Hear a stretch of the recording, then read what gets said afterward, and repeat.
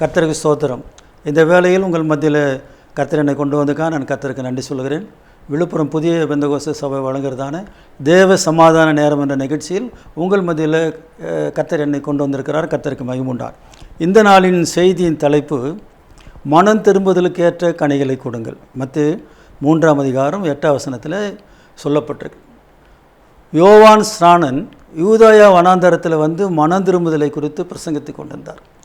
இந்த யோவான் ஸ்நானன் ஆண்டவராகிய இயேசுடைய வருகைக்கு முன்பாகவும் அவருடைய வார்த்தையை முன்பாக கொண்டு வழியை ஆயத்தப்படுத்துகிற ஒரு மனுஷனாக காணப்பட்டான். வனாந்தரத்தில் யூதேயா வனாந்தரத்தில் ஜனங்களுக்கு பிரசங்கம் பண்ணி கொண்டு ஞானஸ்நானம் கொடுத்து கொண்டிருந்தான். கர்த்தருக்கு மகிமுண்டார்.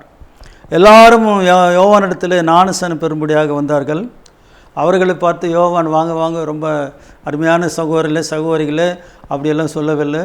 விரியன் பாம்பு குட்டிகளே, வரும் கோபத்துக்கு தப்பித்துக்கொள்ள உங்களுக்கு வகை காட்டினவன் யார் என்று சொன்னார். இந்த விரியன் பாம்பு குட்டிகள்னு சொல்லி அவளால் என்ன சொன்னாலும் அந்த ஜனங்கள் மனம் திரும்பி ஞானஸ்நானம் எடுக்கிறதுக்காக, பாவ மன்னிப்புக்காக, ஞானஸ்நானம் எடுக்கிறதுக்காக அவர்கள் வந்தார்கள். அதனால் அவர்கள் கோபப்படவில்லை.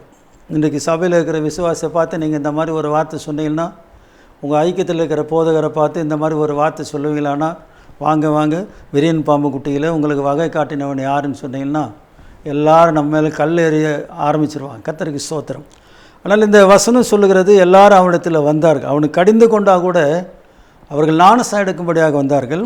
யோவான் ஸ்நானன் சொல்லுகிறதான காரியம், மனம் திரும்புதலுக்கு ஏற்ற கனிகளை கொடுங்கள். மரம் கனிகளை கொடுக்கும். எந்த மரத்தை நடுறீங்களோ அந்த மரம் கனி கொடுக்கும்.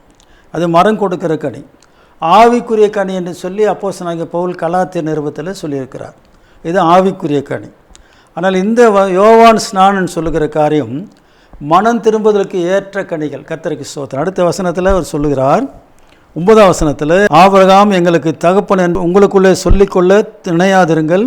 தேவன் இந்த கல்லுகளினாலே ஆபிரகாமுக்கு பிள்ளைகளை உண்டு பண்ண வல்லவராக இருக்கிறார் என்று உங்களுக்கு சொல்லுகிறேன். கர்த்தருக்கு ஸ்தோத்திரம். ஆபிரகாம் எங்களுக்கு தகப்பன் என்று உங்களுக்குள்ளே சொல்லிக்கொள்ள நினையாதிருங்கள்.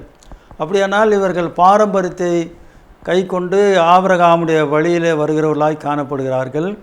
ஆனால் மனம் திரும்புதலுக்கான அனுபவம் இவர்களுக்குள்ளே இல்லாதனால தான் யோவான் ஸ்நானன் மனம் திரும்புதலுக்கு ஏற்ற கனிகளை கொடுங்கள் என்று சொல்லுகிறதான வார்த்தையை நாம் பார்க்கிறோம். இந்த வார்த்தை சொல்கிறது, தேவன் இந்த கல்லுகளினாலே ஆபிரகாமுக்கு பிள்ளைகளை உண்டு பண்ண வல்லவராக இருக்கிறார் என்று உங்களுக்கு சொல்கிறேன். இப்பொழுதே கோடாரியானது மரங்களின் வேறு அருகே வைத்திருக்கிறது. ஆகையால் நல்ல கனி கொடாத மரமெல்லாம் வெட்டுண்டு அக்கினியிலே போடப்படும்.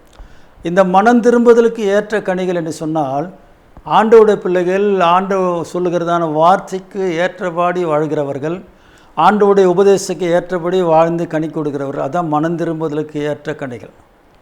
பெயருக்காக சபைக்கு போவாங்க, பெயருக்காக ஞானஸ்நானம் எடுப்பாங்க, பெயருக்காக கல்யாணத்துக்காக ஞானஸ்நானம் எடுப்பாங்க, ஏதோ ஒரு காரணத்தை காட்டி ஞானஸ்நானம் எடுப்பாங்க. கொஞ்ச நாள் சபைக்கு வருவாங்க, அப்புறம் சபைக்கு வரமாட்டாங்க, பின்வாங்கி போயிடுவாங்க. இதெல்லாம் இந்த காரியங்களெல்லாம் பார்க்கும்போது ஏதோ ஒரு காரணத்துக்காக வந்தார்களே தவிர, ஆனால் உண்மையான மனம் திரும்புதல் அவளுக்குள்ளே இருந்திருக்காது. கர்த்தருக்கு ஸ்தோத்திரம். அதனால தான் இப்போ இந்த யோவான் ஸ்நானகன் சொல்லுகிறார், மனம் திரும்புதலுக்கு ஏற்ற கனிகளை கொடுங்கள். நீங்கள் ஆண்டவருடைய பிள்ளைகளாக மாறினது உண்மையானால் உங்களுடைய சுபாவத்தில், வாழ்க்கையில் ஆண்டவருடைய காரியங்கள் நிறைவேறியிருக்க வேண்டும். எந்த நிலைமையில ஆண்டவர் விட்டு பின்வாங்கக்கூடாது. கடைசி வரைக்கும் ஆண்டவருக்கு நீங்கள் சாட்சியாக இருந்து வாழ்வீர்களானால் மாத்திரமே நீங்கள் ஆண்டவருடைய பிள்ளைகளாக இருக்க முடியும். ஆரம்பத்தில் வேக வேகமாக ஊழியம் செய்வாங்க, வேக வேகமாக சபைக்கு போவாங்க, வேக வேகமாக ஆத்துமாக்கள் ஆதாயம் பண்ணாங்க, வேக வேகமாக காணி கொடுப்பாங்க, தசம்பாகம் கொடுப்பாங்க, ஊழியத்தை தாங்குவாங்க. கொஞ்ச நாளாக அப்படியே படிப்படியாக குறைஞ்சி அவங்க கடைசியில் இந்துவாக மாறிடுவாங்க, பின்மாற்றத்துக்கு போயிடுவாங்க. மத்தேயு 3ஆம் அதிகாரம் 10ஆம் வசனம், இப்பொழுதே கோடாரியானது மரங்களின் வேர் அருகே வைத்திருக்கிறது. ஆகையால் நல்ல கனி கொடாத மரமெல்லாம் வெட்டுண்டு அக்கினியிலே போடப்படும். மனம் திரும்புதலுக்கு என்று நான் ஜலத்தினால் உங்களுக்கு ஞானஸ்நானம் கொடுக்கிறேன். எனக்கு பின் வருகிறவரோ என்னிலும் வல்லவராக இருக்கிறார். அவருடைய பாதரட்சிகளை சுமக்கிறதுக்கு நான் பாத்திரன் அல்ல. அவர் பரிசுத்த ஆவினாலும் அக்கினினாலும் உங்களுக்கு ஞானஸ்நானம் கொடுப்பார். அடுத்ததாக சொல்லுகிற 2 காரியத்தை யோவான் ஸ்நானகன் சொல்கிறார். மரங்களின் வேறு அருகே கோடாரியானது வைக்கப்பட்டிருக்கிறது. 12ஆம் வசனத்தில், தூற்றுக்குடை அவர் கையில் இருக்கிறது. அவர் தமது களத்தை நன்றாய் விலக்கி தமது கோதுமையை களஞ்சியத்தில் சேர்ப்பார், பதறியோ அவியாத அக்கினியினால் சுட்டெரிப்பார் என்றான். கர்த்தருக்கு மகிமை உண்டார். எனக்கு அன்பானவர்களே, இந்த செய்தியை பார்த்து கொண்டிருக்கிற நாம், நீங்கள் மனம் திரும்புதலுக்கு ஏற்ற கனிகளை கொடுக்கிற அனுபவம் உங்களுக்கு இருக்குமானால் இது ஆண்டவருக்கு பிரயோஜனமாக இருக்கும். மரம் கனி கொடுக்கிறது, ஆவிக்குரிய கனிகள் என்று சொல்லி நான் கலாத்திரில் சொல்ல. கர்த்தருக்கு ஸ்தோத்திரம். இந்த வசனத்தில் பாருங்கள், 10ஆம் வசனத்தில், இப்போது கோடாரியானது மரங்கள் வேறருகே வைத்திருக்கிறது, ஆகையால் நல்ல கனி கொடாத மரமெல்லாம் வெட்டுண்டு அக்கினியிலே போடப்படும். நீங்கள் நல்ல கனி கொடுக்கிறலாம் இருக்கிறீங்களா? நல்ல கனி கொடாத மரத்தை போல் இருக்கிறீங்களா? நல்ல கனி கொடாத மரத்தை போல் இருப்போமானால் வெட்டுண்டு அக்கினியிலே போடப்படுவோம். இந்த 12ஆம் வசனத்தில், தூற்றுக்கூடை அவர் கையில் இருக்கிறது, அவர் தமது களத்தை நன்றாய் விலக்கி தமது கோதுமையை களஞ்சியத்தில் சேர்ப்பார், பதறியோ அவியாத அக்கினியிலே சுட்டெரிப்பார் என்றார். கர்த்தருக்கு ஸ்தோத்திரம். இந்த 2 காரியத்திலே அக்கினியில் போடப்படுகிறது தான் குறிக்கிறேன். நீங்கள் மனம் திரும்புதலுக்கு ஏற்ற கனிகளை கொடுக்கிறதா இருந்தால் கர்த்தர் உங்களை ஆசீர்வதிப்பார். மனம் திரும்புதலுக்கு ஏற்ற கனி என்ன? ரட்சிப்பின் அனுபவத்தை நிறைவேற்றணும், சபைக்கு போகணும், ஆண்டவர் நீங்கள் முதல்ல உண்மையாக இருக்கணும். உங்கள் ஜெபத்தில், காணிக்க தசம்பாகத்தில், ஆராதனை ஒழுங்குகளை நீங்கள் உண்மையாக இருக்கணும். இதை மனம் திரும்புதலுக்கான கனி. உண்மையாக இருக்கணும். உங்களால் முடியுமானால் கர்த்தருக்கு ஆத்துமாக்களை ஆதாயம் பண்ண வேண்டும்.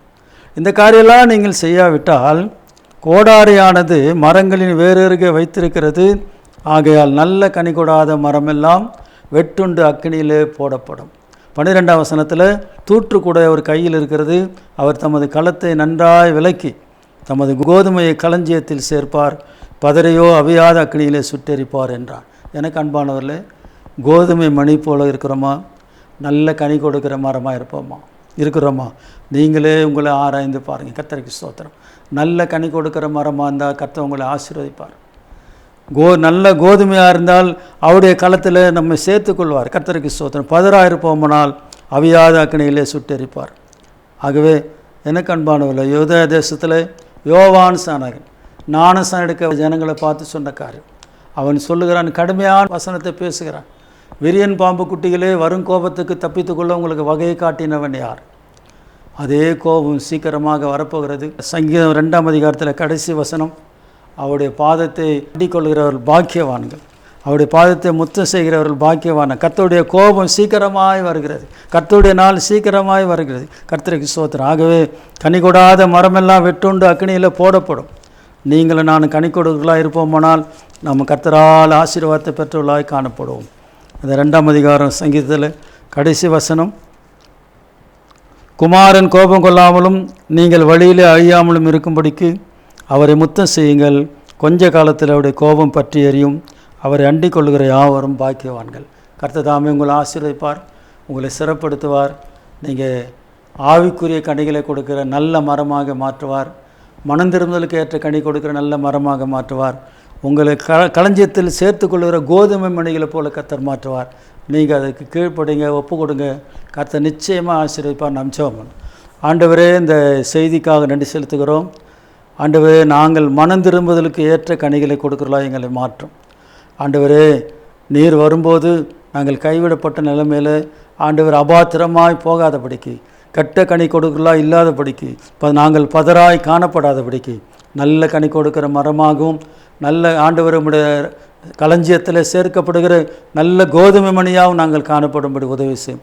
இந்த செய்தியை ஆசீர்வதியும் தொடர்ந்து பொறுப்பெடுத்து நடத்தும். இயேசுவின் நாமத்தில் கேட்கிறோம் பிதா, ஆமென். கர்த்தர் உங்களை ஆசீர்வதிப்பார். God bless you. துன்ப அலைகள் சூழ்ந்திடினும் கோர புயல் வரினும் தாங்கிய சேப்பாரக்கரையில் தற்பர நேசு நம்மை. துன்ப அலைகள் சூழ்ந்திடினும் கோர புயல் வரினும் தாங்கிய சேப்பாரக்கரையில் தற்பர நேசு நம்மை. துன்ப அலைகள் சூழ்ந்திடினும்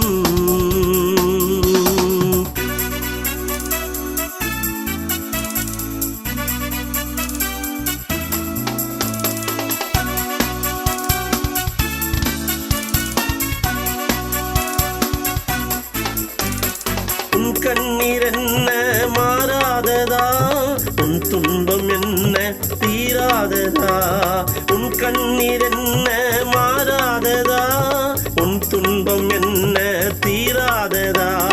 வந்திடு நீ இயேசுவிடம், மாற்றிடுவார் உந்தன் கண்ணீர் எல்லாம்.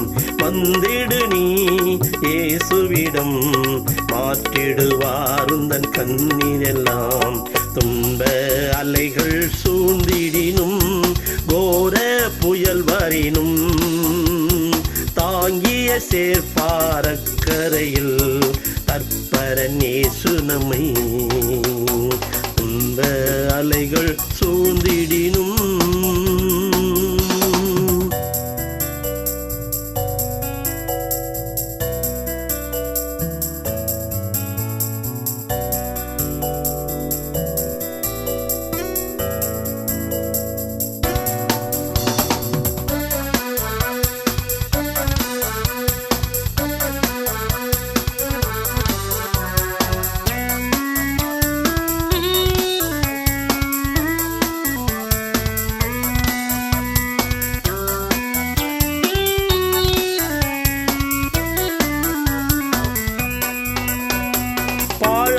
உன் வாழ்வு வளமாகுமே, பஞ்சமும் பசியும் பறந்தோடுமே.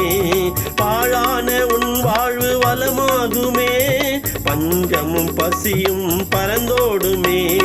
நீக்கிடுவாரும் துன்பமெல்லாம், நிச்சய ஜீவன் உனக்களித்தே. நீக்கிடுவாருந்தன் துன்பமெல்லாம், நித்திய ஜீவன் உனக்களித்தே.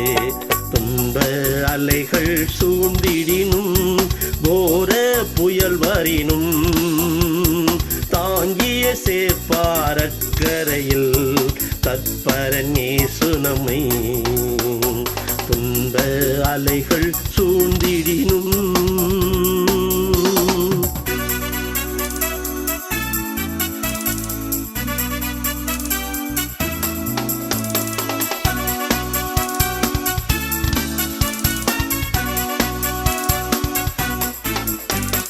சோதனை நேரத்தில் சோர்ந்திடாதே, சோதனை தாங்கிட பலனளிப்பார். சோதனை நேரத்தில் சோர்ந்திடாதே, சோதனை தாங்கிட பலனளிப்பார். சத்ருவை நீ ஜெயித்திடவே சந்ததம் உன்னை தாங்கிடுவார். சத்ருவை நீ ஜெயித்திடவே சந்ததம் உன்னை தாங்கிடுவார். துன்ப அலைகள் சூழ்ந்திடினும், கோர புயல் வரினும், தாங்கிய சேர்ப்பாரக்கரையில் தற்பரன் இயேசு நம்மை. துன்ப அலைகள் சூழ்ந்திடினும்,